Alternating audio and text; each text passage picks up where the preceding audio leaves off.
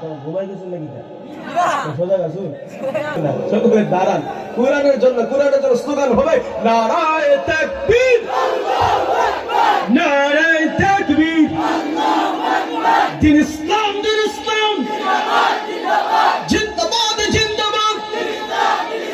মুসলমানের এই দেশেতে নাস্তিকদের ঠাঁই নাই নাস্তিকদের পক্ষে যারা তাদের কোনো রক্ষা নাই ইসলামেরই জন্য দেশের হয়েছে জন্ম ইসলামের বিরুদ্ধে গেলে দেশ হবে ভিন্ন